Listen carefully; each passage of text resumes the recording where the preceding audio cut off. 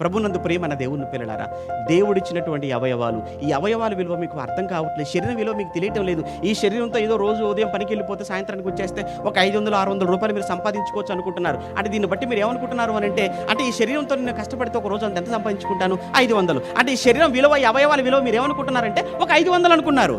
లేదా ఒక ఉద్యోగస్తుడు నెలకు వచ్చేసి 30,000-40,000 సంపాదిస్తున్నాడు అనుకోండి. అంటే ఈ శరీరాన్ని నేను వాడుకోవటం వలన, ఆ ఉద్యోగం చేయటం వల్ల ఈ శరీరంతో నెలకు 30,000 సంపాదిస్తున్నాను అనుకుంటున్నాడు. ఏమంటే ఈ శరీరంతో ఒకళ్ళు నెలకు ₹1,00,000 సంపాదిస్తాను గొప్పగా చెప్పుకుంటారు.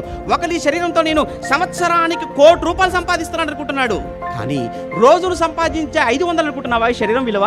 నువ్వు సంపాదించుకునే నెలకు ₹1,00,000 అనుకుంటున్నావా ఈ శరీరం విలువ? నువ్వు సంపాదించుకునే ₹1,00,00,000 అనుకుంటున్నావా? కాదు. దేహం విలువ తెలియలేదా నీకు? శరీరం విలువ నీకు అర్థం కాలేదా? ఈ శరీరం ఏమనుకుంటున్నారు?